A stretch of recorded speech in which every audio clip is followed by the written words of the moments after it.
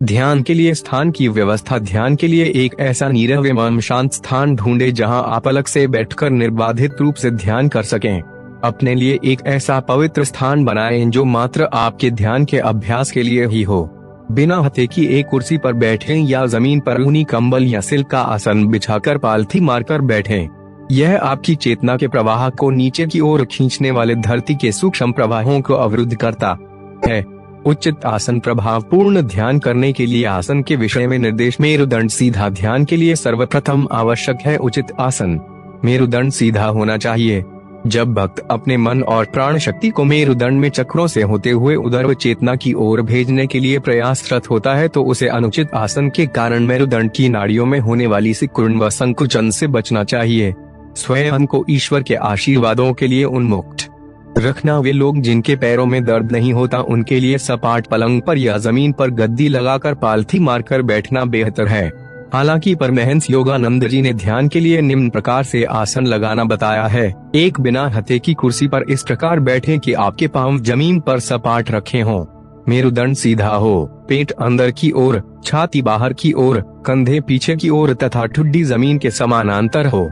हथेलियां ऊपर की ओर रखते हुए दोनों हाथों को जांघ और पेट के संधि स्थल पर रखें ताकि शरीर को झुकने से रोका जा सके। जब नया अभ्यासी कठोर जमीन पर ध्यान के लिए बैठता है तो मांसपेशियों और रक्त नलिकाओं के मेडिटेशन या ध्यान करना तन मन के स्वास्थ्य के लिए सबसे अच्छा उपाय है।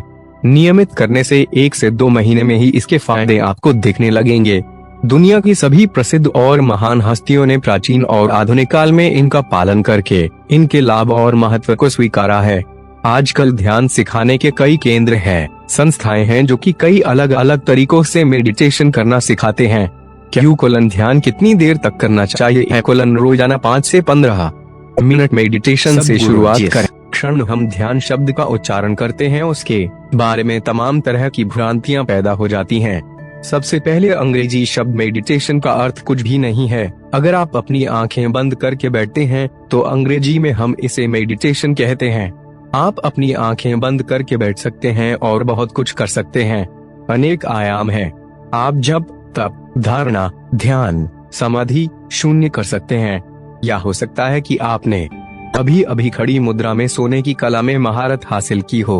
तो यह कौन सी चीज है जिसे हम ध्यान कहते हैं? आमतौर पर हम मानते हैं कि लोग ध्यान या ध्यान के रूप में जाने जाने वाले का उल्लेख कर रहे हैं।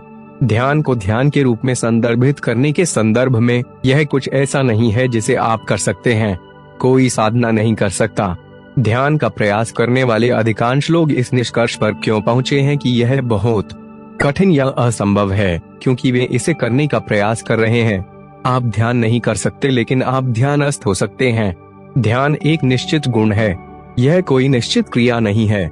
यदि आप अपने शरीर, अपने मन, अपनी ऊर्जाओं और अपनी भावनाओं को परिपक्वता के एक निश्चित स्तर तक साधना करते हैं तो ध्यान स्वाभाविक रूप से घटित होगा। यह ऐसे ही है जैसे यदि आप मिट्टी को उपजाऊ रखेंगे, यदि आप उसे आवश्यक खाद और पानी देंगे और यदि सही प्रकार का बीज होगा तो वे विकसित होगा और फूल और फल में खिलेगा। एक पौधे से फूल और फल इसलिए नहीं निकलेंगे क्योंकि आप इसे चाहते हैं, बल्कि सिर्फ इसलिए कि आपने आवश्यक अनुकूल वातावरण बनाया है।